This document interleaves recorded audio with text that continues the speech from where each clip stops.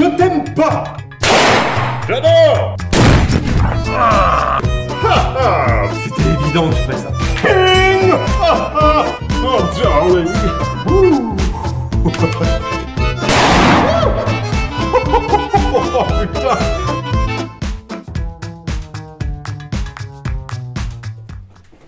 Bonjour, bonsoir à tous, bienvenue dans ce petit épisode du French Grenier.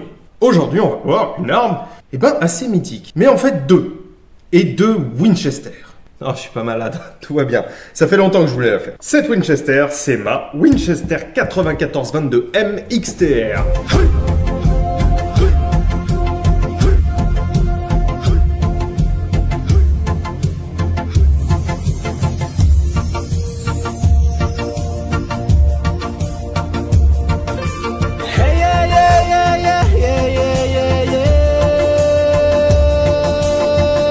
C'est une 94-22, c'est-à-dire une Winchester en 22 LR, mais Magnum.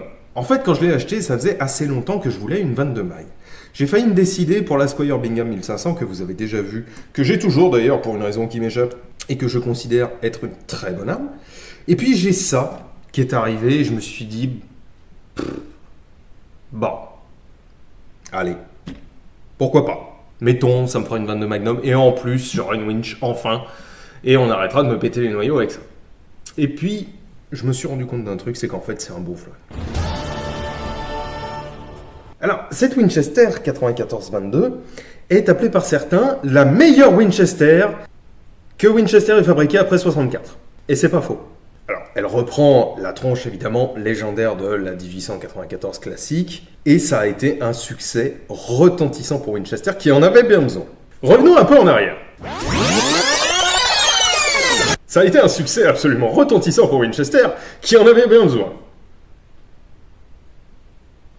Ah non, merde, pas cette arrière-là. Michel, range la machine à voyager dans le temps, c'est bon, on a fait ça pour rien. Nous sommes en 1964, et Winchester s'apprête à prendre une décision qui va pas avoir des conséquences positives pour elle. Alors à l'époque, personne ne pouvait rien en savoir. Hein. On dit ça aujourd'hui avec notre recul à nous. À l'époque, c'était pas si évident que ça. Winchester décide, face à de gros problèmes de trésorerie, de revoir le design de ses armes, de changer les matériaux, de revoir les coûts à la baisse.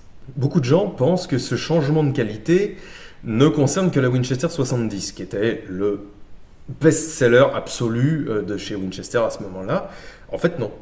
Il y a pas mal de modèles qui ont souffert de cette baisse de qualité, notamment la 94, qui verra notamment pas mal de ces pièces internes estampées, mais aussi les modèles 88 et 100 qui vont subir exactement la même torture. Et à ce moment-là, pour Winch, ça va être la descente aux enfers. À partir du moment où les gens qui ont géré Winchester Repeating Arms Company sont devenus des compteurs de haricots et plus des passionnés ou au contraire des designers, des ingénieurs avec des neurones dans le crâne, tout s'est cassé la gueule, c'est-à-dire que les gens ont arrêté d'acheter et les problèmes de trésorerie se sont bien entendu accrus. En 1972, c'est la dernière chance, et c'est ça. La 94-22 sort pour sauver le Titanic alors que l'iceberg est déjà passé à travers. À ce moment-là, pour Winchester, c'est machine arrière toute. Les boîtiers, plutôt que d'être estampés ou même carrément plus du tout en acier, redeviennent en acier, forgés, puis fraisés. Il n'y a plus aucune pièce à l'intérieur qui soit coulée, ni estampé d'ailleurs.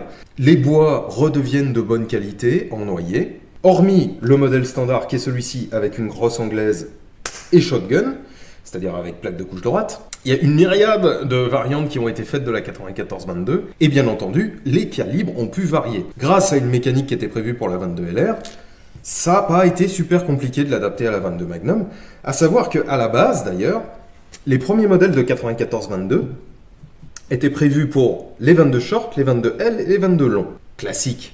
C'est ce qui se faisait sur toutes les carabines états-uniennes à ce moment-là, pour la simple bonne raison que eux, ils s'en battent les couilles du nombre de munes qu'il y a dans le tube. Contrairement à nous. Et Dieu merci pour nous, les versions ultérieures de la 94-22 n'acceptèrent plus le 22 short. Ce qui fait que Dieu merci, on n'est plus obligé de les modifier et de les brider en 22 short, alors que tout le monde tire de la 22 LR dedans. Ça me surpète les couilles comme règle, vous n'avez pas idée. D'être obligé, bordel, Sous prétexte qu'elle accepte la 22 short, sous prétexte que son mécanisme accepte la 22 short. Sa chambre, de toute façon, toute chambre de 22 LR accepte la 22 short, ça, il n'y a pas de problème. En revanche, la mécanique des armes à répétition est rarement faite pour accepter des cartouches de longueur différentes. Il se trouve que sur celle-ci, si. Sur pas mal d'autres aussi, d'ailleurs. Mais bon, voilà, les dernières versions acceptent le L et le LR. Le L n'est plus trouvable nulle part, donc le LR est la dernière et unique cartouche tirable par les versions ultérieures, on va dire, de la 94-22. Une dernière chose à savoir avant de tirer, il y a finalement pas tant de gens qui le savent que ça, mais en fait, toutes les 94-22 sont démontables. Alors, c'est pas des takedowns, parce que takedown, ça voudrait dire en fait qu'on puisse tourner le canon d'un quart de tour et hop, là, la démonter. En fait, non, là, c'est un peu différent. C'est cette grosse vis, là. Si vous la dévissez, eh ben, la partie avant, avec le boîtier et tout le bordel, et la culasse d'ailleurs, se barre, et toute la viande, toute la mécanique, etc., reste derrière. Donc, c'est démontable. C'est pas takedown, mais c'est démontable. Nous allons aujourd'hui tirer, et surtout, on va comparer cette 94-22M à une carabine en 22 LR, certes, vous allez me dire, mais à peu près de la même gamme, de chez Uberti. La 66 Yellow Boy de chez Uberti. Alors celle-ci, en gros, elle est là pour servir de faire valoir à celle-ci. En comparaison, elle est beaucoup plus lourde et elle est beaucoup plus pesante. Celle-ci fait 3,950 kg. 3 kg 1 kg de moins quasiment. Alors que c'est le même calibre, alors que c'est une mécanique plus simple en plus. Bon bref. Et elle est nettement moins agréable. Alors elle est nettement moins agréable pour une raison simple, c'est que évidemment son élévateur est un élévateur proche de celui des élévateurs classiques de l'époque de la 66. Alors ça n'a rien à voir avec une 66, hein. Vous pouvez vraiment pas les faire passer l'une pour l'autre. Celle-ci est plus massive dans tous les sens. J'ai sorti celle-ci du stock, déjà parce que je crois que je vous l'avais jamais montré, et ensuite parce que ça va me permettre de vous montrer à quel point celle-là elle est bien. Alors on va tirer bien entendu de la Remington Golden Bullet car c'est une arme manuelle, je vais donc pouvoir me permettre de tirer ces merdes de munitions. Et on va faire deux tests. Primo, un test de précision où je vais me mettre plus ou moins sur appui, sur une seule cible à chaque fois, et juste on va tester.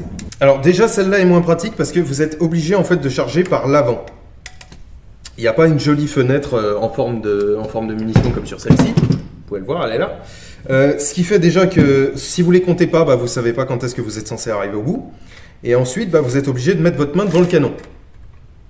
Ce qui est moins bien. Voilà, c'est bon. Alors, tout est plus lourd hein, sur la Uberti, c'est incroyable. Même le tube est lourd. Bon, bref. Allez, on va tester ça. Eh mais, putain, mais... Quand je vous dis que j'ai que des merdes avec Winchester... Ah, attendez. Je vais choper mon téléphone et je vais vous faire une jolie photo de ce qui est en train de se passer là. J'ai 2 munitions dans la rampe d'alimentation. Ce qui fait que là, je pense que je suis baisé parce qu'il faut que j'arrive à faire re-rentrer... Putain, qu'est-ce que c'est pète-couilles ces machines là. Il va falloir que j'arrive à faire re-rentrer la munition surnuméraire dans le tube. Voilà, Dieu merci, c'est bon, j'y suis arrivé. Enfin, c'est quand même pas normal qu'une arme moderne, c'est une réplique, hein, qu'une arme moderne ait ce genre de problème. Putain, c'est pas vrai ça. Bonjour la Austin. Je tiens juste à préciser une petite chose. Au montage, je me suis rendu compte que j'avais pas parlé d'un truc essentiel. C'est une réplique d'un truc qui n'existe pas, qui n'a jamais existé. Il n'y a jamais eu de 66 en 22 LR. Donc ils auraient tout à fait pu tricher et mettre une mécanique meilleure que celle-ci. Autre chose. Oui, je sais qu'il y a une pièce dans l'élévateur qui est censée retenir la munition bien en avant, histoire que la deuxième s'engage pas en même temps. Il est possible que cette pièce soit un peu usée, ou crade, ou quoi. 1978. C'est juste une grave erreur de design. C'est tout. Ça s'excuse pas. Alors attendez, j'ai dit que je me mettais sur appui. Alors. Donc là-haut, c'est pas très confortable, elle est très large. Je prends visuel bas à chaque fois. Hein.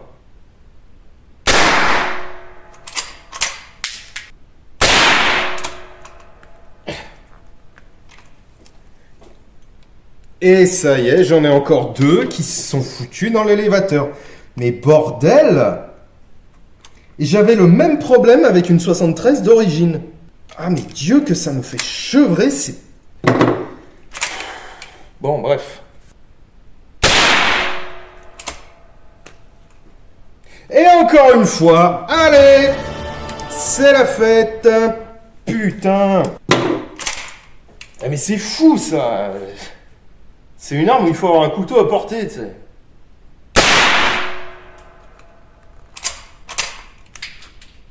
Combien j'en ai tiré là? 4? Bon voilà, on va s'arrêter à... Mais sans déconner, c'est une arme à répétition. Oui, manuel, d'accord, mais pas manuel à ce point-là. Donc, allez, je vous refais une photo.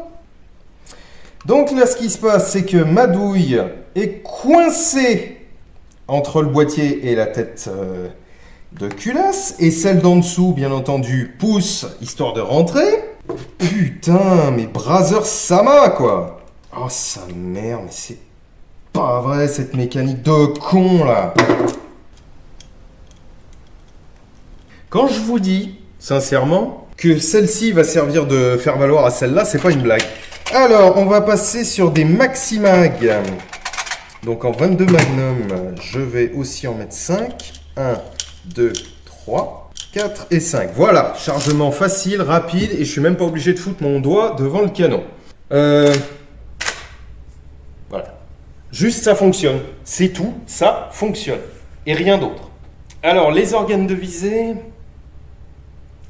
Le guidon est plus agréable, d'autant plus qu'il est sous tunnel. En revanche, la hausse, c'est pareil. C'est même plus un V.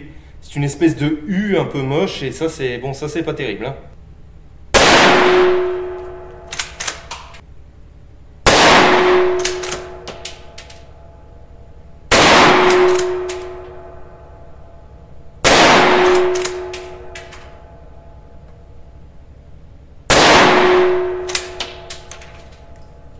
Voilà, juste ça fonctionne, ça marche. J'en reviens pas d'être en train de dire du bien de Winchester là. Putain, c'est chaud hein, quand même. C'est chaud. Alors vous allez me dire, ouais, mais ta Huberty, c'est peut-être quand même une ancienne variante. Alors oui, c'est vrai, c'est une AD. Donc je sais plus ce que c'est AD, mais ça doit être 1978, j'imagine. Si j'ai raison du premier coup, sortez le champagne. Hein. Alors je vais aller voir ce que ça donne en cible, mais bon. Alors pardon, je me suis rendu compte que j'avais oublié d'allumer ma caméra en cible. Donc bon, je vous les montre là tout de suite là. Ce qui fait du coup que je vais accélérer ces trucs là à fond parce que bon, du coup ça n'a plus trop d'intérêt.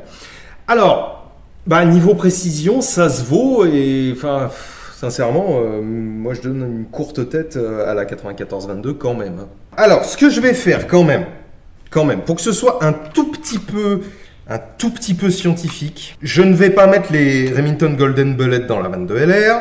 Je vais mettre des RWS Pistol Match. On va pas me dire que des RWS Pistol Match, ça va mal cycler. Hein. C'est non. Non, non. Au bout d'un moment, moi je veux bien croire au Père Noël, mais il y a des limites. Et je vais également mettre d'Immune dans la 94-22M. J'ai mis 4 cibles. Donc on est toujours à 25 mètres. J'ai mis 4 cibles. Il y en aura 2 pour chacune. Ce que je vais faire du tir rapide. Donc le plus rapide possible. Avec un changement à chaque coup. Je fais un coup sur l'une, un coup sur l'autre, un coup sur l'une, un coup sur l'autre. Et on va compter... Alors, non pas un groupement, parce que je sais que je ne suis pas capable de faire ça avec ces armes-là. Dans ces conditions-là, mais on va compter le nombre de munes qu'il y a dans les cibles et le nombre de munes qu'il y a dans les visuels. Je vais prendre point visé, point touché sur les visuels. Enfin, je vais essayer en tout cas, n'exagérons rien. Et on va voir ce que ça donne. Alors, je vais juste aller décaler ma caméra parce qu'elle est en plein milieu devant une cible. Ah, c'est nettement mieux pour le respect du matériel quand même. D'ailleurs, merci aux tipeurs qui m'ont permis de financer cette caméra. Alors, donc, je pars. Alors, ce que je vais faire, je vais quand même partir chambrer.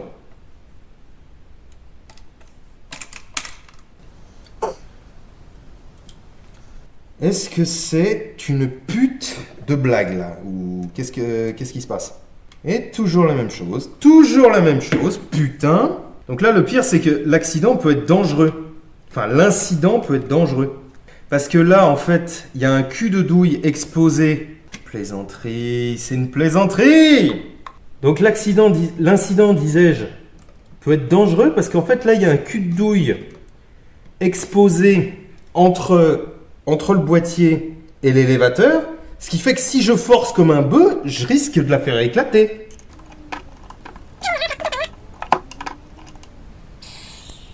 J'aurais un peu de mal à vous exprimer à quel point ça me saoule de ouf là ce qui est en train de se passer.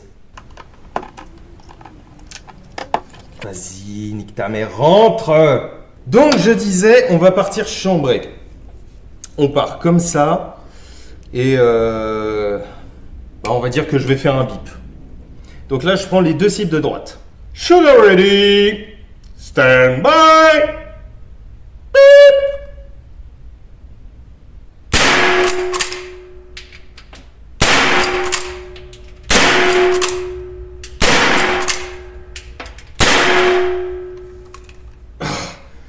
Ah là.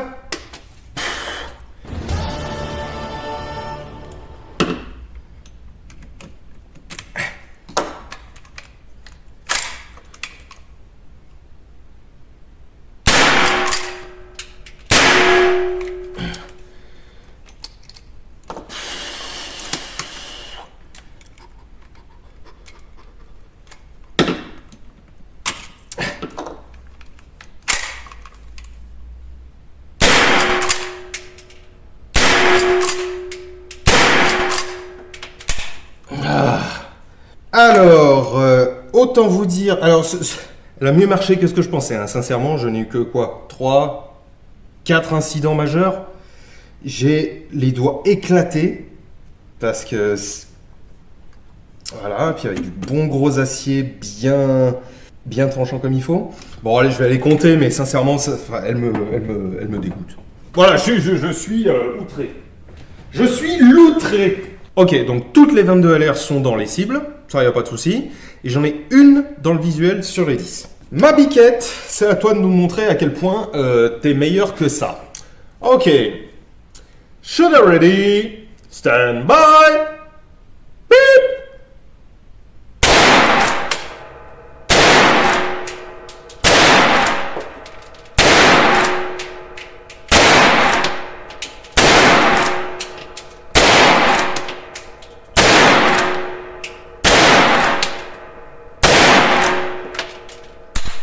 Clic.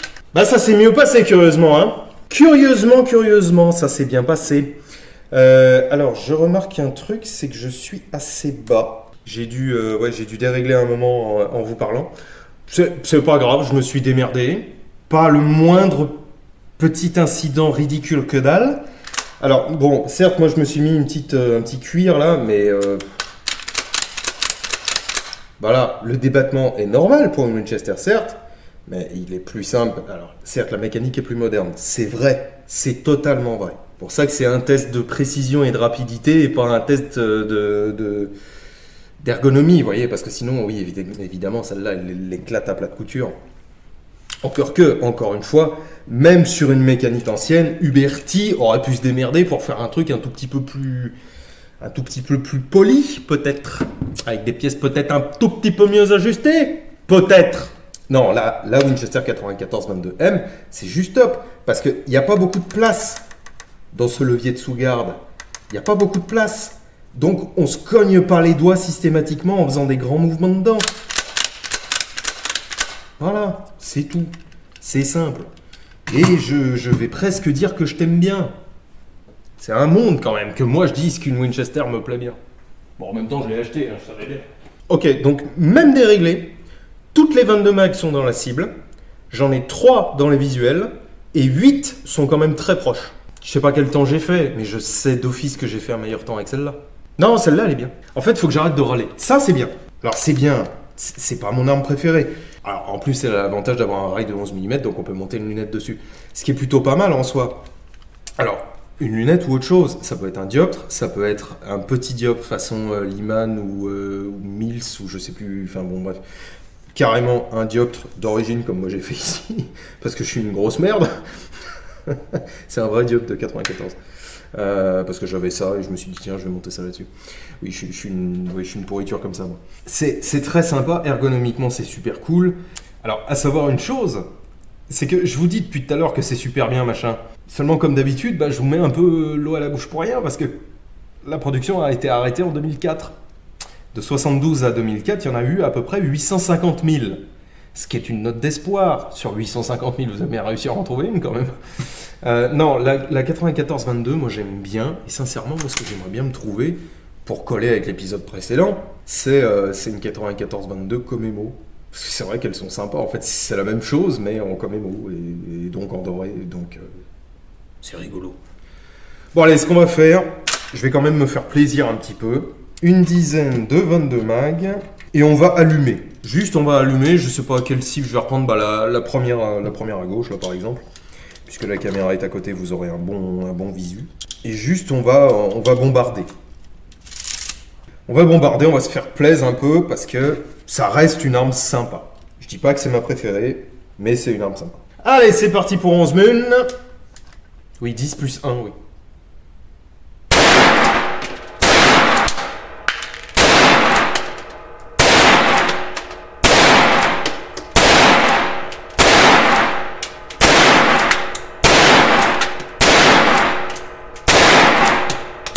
Clic. Oui, je ne compte pas mes munitions. Ouais, c'est super sympa.